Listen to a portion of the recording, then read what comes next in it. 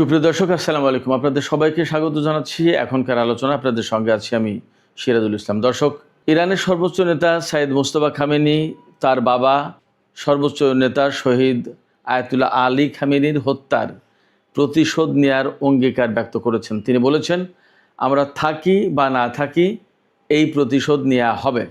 মার্কিন president Donald Trump যখন ইরানকে পৃথিবীর মানচিত্র থেকে মুছে ফেলার হুমকি দিয়েছেন, একেবারে সম্পূর্ণ ধ্বংস করে ফেলার হুমকি দিয়েছেন, তারপরে কিন্তু এই বিবৃতি দিলেন ইরানের সর্বোচ্চ নেতা, এবং এটি তার পক্ষ থেকে প্রথম বিবৃতি।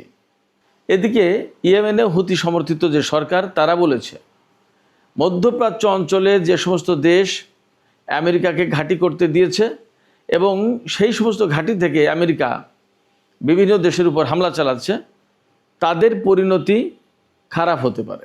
একই সাথে ইয়েমেনের হুতিরা এই ঘোষণা দিয়েছে, এই সমস্ত ঘাঁটি থেকে মধ্যপ্রাচ্য অঞ্চলের যে প্রতিরোধ অক্ষ আছে, এই প্রতিরোধ অক্ষের যে কোনো দেশের উপরে হামলা হলে তা পুরো প্রতিরোধ অক্ষের উপর হামলা হিসেবে ধরে নেওয়া হবে এবং সেইভাবে পাল্টা জবাব দেওয়া হবে।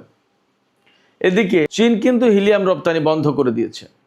দেশটি বলেছে মধ্যপ্রাচ্য অঞ্চলের এই ক্রাইসিসের কারণে তারা এই মুহূর্তে আর হিলিয়াম রপ্তানি করবে না।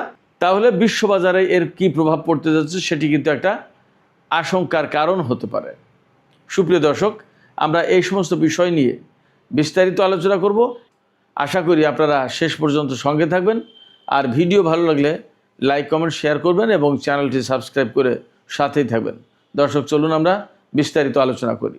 সর্বপ্রথমে যে আলোচনা করতে হবে সেটি হচ্ছে ইরানের বর্তমানে সর্বোচ্চ নেতা যিনি সাইয়েদ মোস্তফা খামেনি, তিনি বলেছেন ইরানি জাতি সর্বোচ্চ নেতা শহীদ আলী খামেনির শাহাদাতের বদলা বা প্রতিশোধ নেয়ার জন্য প্রস্তুত। এটি আমাদের জাতির দাবি এবং এই দাবি বা এই অঙ্গীকার অবশ্যই বাস্তবায়ন করা হবে।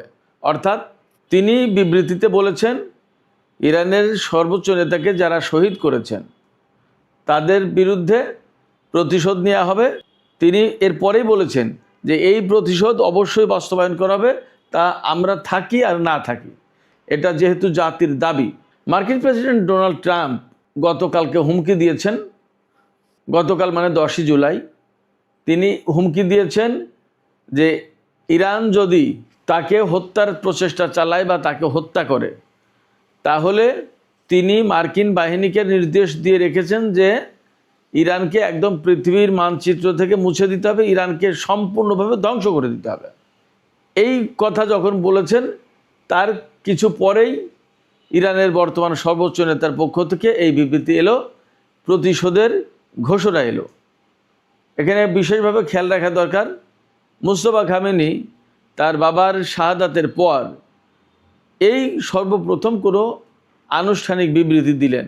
তিনি কিন্তু এখনও জনসমক্ষে আসেননি। আমরা এর আগেও বলেছি যে ইরানের যে বিরাট জনসংখ্যা, যারা সর্বোচ্চ নেতা আয়াতুল্লাহ আলী খামেনির জানাজা এবং দাফন অনুষ্ঠানে উপস্থিত ছিলেন, তাদের ভিতরে একটা বিরাট সংখ্যক মানুষ, তারা কিন্তু এই যে আমেরিকার সাথে ইরানের যে আলোচনা চলছে, চুক্তির চেষ্টা চলছে, এই সমস্ত বিরোধিতা করেছেন। তারা বলছেন যে যারা আমাদের সর্বোচ্চ নেতাকে হত্যা করেছে, যারা আমাদের ইমামকে হত্যা করেছে, তাদেরকে হত্যা করতে হবে, তা না করে প্রতিশোধ না নিয়ে এই সরকার কেন আমেরিকা বা তাদের সাথে আলাপ আলোচনা করছে, চুক্তির চেষ্টা করছে, মীমাংসার চেষ্টা করছে, আপোষের চেষ্টা করছে? কেন এগুলো করবে?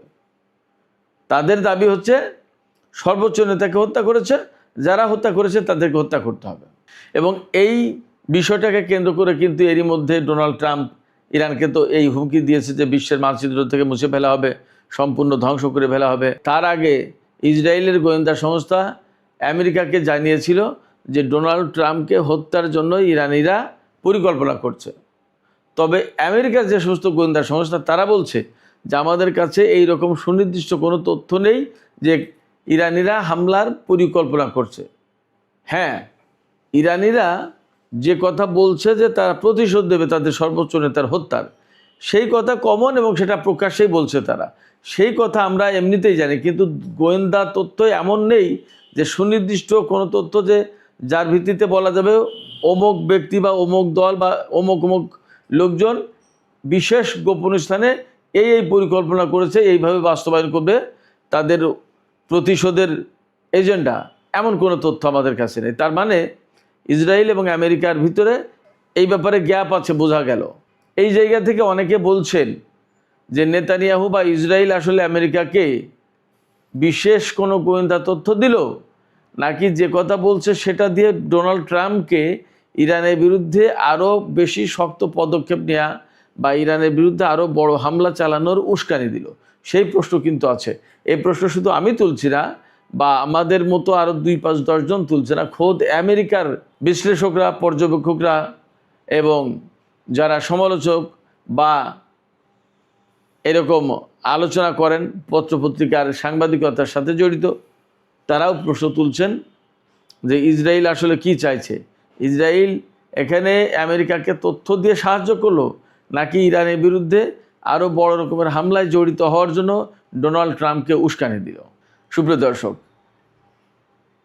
ইরান এবং আমেরিকার মধ্যে যখন এরকম উত্তেজনা, প্রচণ্ড উত্তেজনা, এবং এখন উত্তেজনার সবচেয়ে বড় যে দুটো টপিক, সেটা হচ্ছে ইরানের সর্বোচ্চ নেতার হত্যার প্রতিশোধের প্রশ্ন, আর একটা হচ্ছে হরমুজ প্রণালী। হরমুজ প্রণালী কার নিয়ন্ত্রণে থাকবে বা ইরানের নিয়ন্ত্রণে আদৌ থাকবে কিনা, নাকি একদম উন্মুক্ত করে দেওয়া হবে, এই বিষয়টা।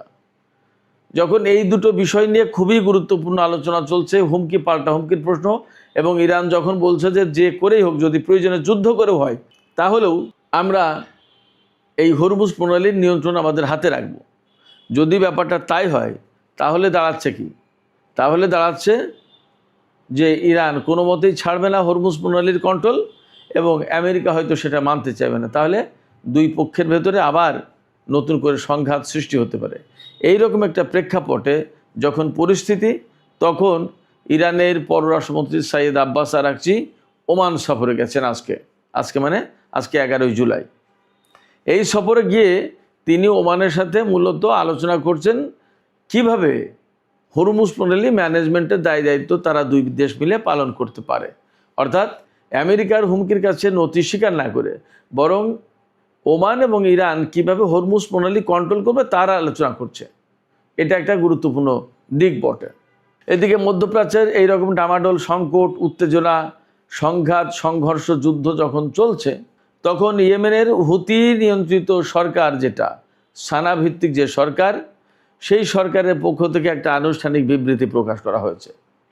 সেই বিবৃতিতে বলা হয়েছে মধ্যপ্রাচ্যের যে সমস্ত দেশে আমেরিকার ঘাঁটি আছে এবং সেই সমস্ত দেশ থেকে আমেরিকা যে সমস্ত প্রতিরোধ অক্ষের দেশ বা শক্তির উপরে হামলা চালাচ্ছে, যারা আমেরিকাকে ঘাঁটি করার সুযোগ দিয়েছে, তাদের জন্য পরিণতি খারাপ হতে পারে। ইয়েমেনের সানা ভিত্তিক সরকার একদম সুস্পষ্ট করে বলেছে, যদি এই সমস্ত দেশ মধ্যপ্রাচ্য অঞ্চলের প্রতিরোধ অক্ষের ওপরে আমেরিকাকে হামলা চালানোর সুযোগ দেয়, তাহলে এই প্রতিরোধ অক্ষ পাল্টা হামলা চালাতে পারে এই সমস্ত দেশগুলোর উপরে বা মার্কিন ঘাঁটিগুলোর উপরে, এবং এক্ষেত্রে একেবারে স্বয়ং সম্পূর্ণভাবে প্রতিরোধ অক্ষের যে কোনো পক্ষ নিজের মতো করে সিদ্ধান্ত নিয়ে হামলা চালাতে পারে। এর ভিতরে সবচেয়ে গুরুত্বপূর্ণ যে কথাটা বলেছে সানা ভিত্তিক সরকার, সেটা হচ্ছে যে এই যে প্রতিরোধ অক্ষের যে শক্তিগুলো এখানে যুক্ত আছে, এর যে কোনো একটা শক্তি বা যে কোনো একটা পক্ষের উপর হামলাকে প্রতিরোধ অক্ষ একেবারে পুরো প্রতিরোধ অক্ষের উপরে হামলা বলে ধরে দেবে এবং এর বিরুদ্ধে কঠিন এবং কার্যকর জবাব দেবে।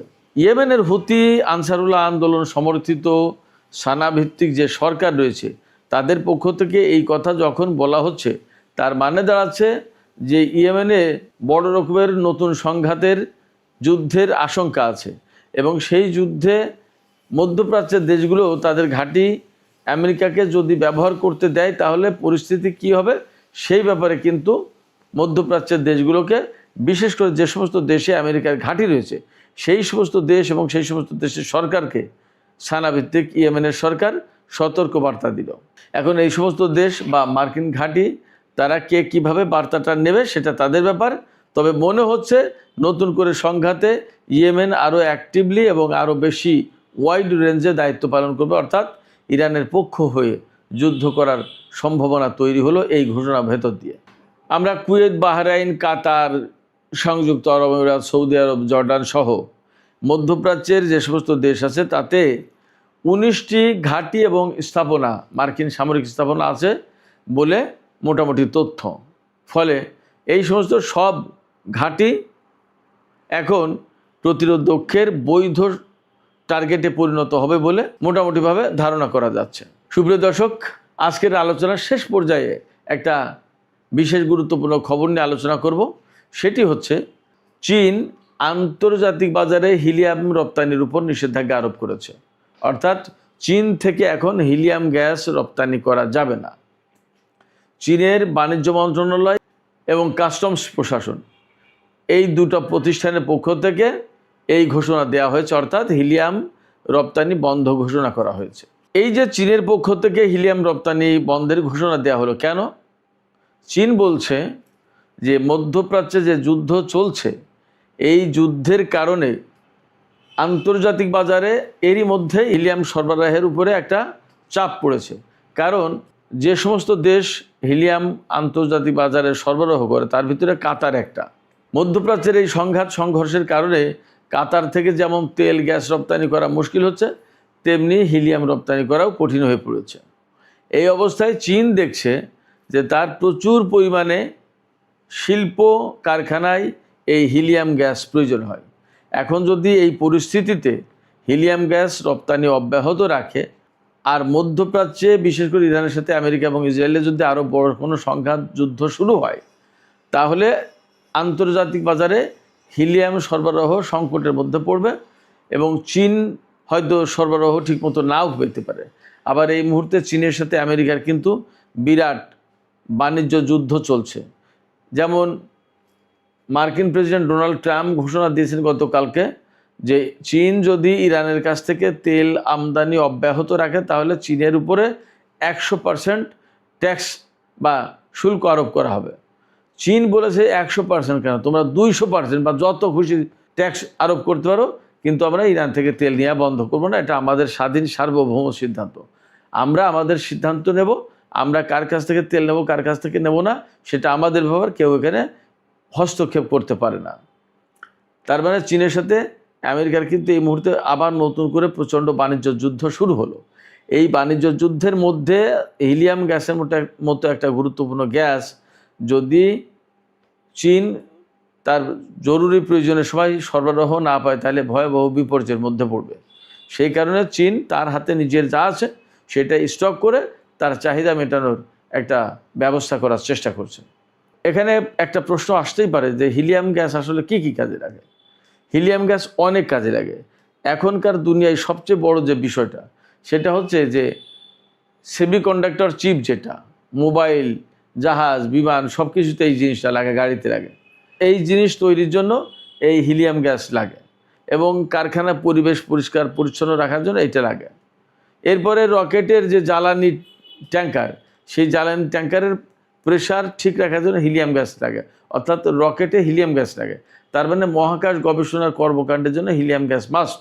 এমআরআই মেশিনের সুপার কন্ডাক্টিং যে ম্যাগনেট রয়েছে তার তাপমাত্রা একদম ঠান্ডা রাখার জন্য এই হিলিয়াম গ্যাসের ব্যবহার করা হয়, হিলিয়াম গ্যাস লাগে। ফাইবার অপটিক তৈরি এবং লেজার প্রযুক্তি যেটা, এখানে হিলিয়াম গ্যাস একদম অবধারিত লাগে। এছাড়া বিভিন্ন বৈজ্ঞানিক গবেষণায় এই হিলিয়াম গ্যাসের ব্যবহার রয়েছে, প্রয়োজন হয়। আর ফাইবার অপটিক, এই লেজার প্রযুক্তি, এগুলো তো আপনারা বুঝতে পারেন যে পৃথিবীতে এই মুহূর্তে কত বেশি প্রয়োজন এগুলো। এছাড়া বিশেষ ধরনের ওয়েল্ডিং এবং শিল্প কারখানায় এই হিলিয়াম গ্যাস লাগে। এখন প্রশ্ন হচ্ছে, চীন কি পৃথিবীতে একমাত্র হিলিয়াম রপ্তানিকারক দেশ? না, চীন বরং অনেক কম রপ্তানি করে।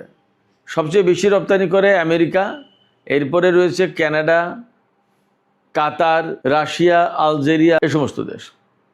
তো চীন যদি এই হিলিয়াম গ্যাস রপ্তানি বন্ধ করে দেয় তাহলে আসলে কি অনেক বড় প্রভাব পড়বে? না, অনেক বড় প্রভাব পড়বে না। এখনকার যে তথ্য সেই তথ্য অনুসারে বলছি যে খুব বড় প্রভাব পড়বে না, কিন্তু যুদ্ধ যদি দীর্ঘস্থায়ী হয় এবং বড় পরিসরে ছড়িয়ে পড়ে তাহলে মধ্যপ্রাচ্যের যে সমস্ত দেশ তারা এটা কতদূর কি সাপ্লাই দিতে পারবে, বিশেষ করে কাতার, সেটা একটা ব্যাপার। আমেরিকার কাছ থেকে চীন কতটুকু পাবে সেটা একটা ব্যাপার। এছাড়া যে যুদ্ধ পরিস্থিতি দিন দিন বাড়ছে, তাতে অস্ত্র, ক্ষেপণাস্ত্র, মিসাইল, আদার অনেক কিছুর জন্য আরও বেশি প্রয়োজন হয়ে পড়ছে। সেক্ষেত্রে যদি নিজেদের চাহিদা পূরণ করতে না পারে, তাহলে তারা তো আমেরিকা এবং পাশ্চাত্যের যে দুনিয়া, তাদের সাথে যুদ্ধেও টিকতে পারবে না। এই কারণে চীন নিজের প্রয়োজন মেটানোর জন্য সরবরাহ ঠিক রাখতে এই হিলিয়াম রপ্তানির বন্ধের সিদ্ধান্ত নিয়েছে।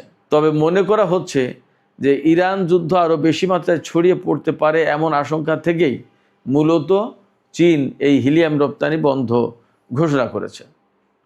দেখা যাক আগামী 2-5-10 দিনের ভেতরে হয়তো আরও পরিষ্কার হবে যে চীন কেন প্রকৃতপক্ষে হিলিয়াম রপ্তানি বন্ধ করলো, এবং এই চীনের হিলিয়াম রপ্তানি বন্ধের কারণে আন্তর্জাতিক বাজারে এই হালকা গ্যাসটি অর্থাৎ হিলিয়ামের দাম কতটুকু বাড়লো, কীরকম কী তার প্রভাব পড়লো, আমরা সব জানতে পারবো।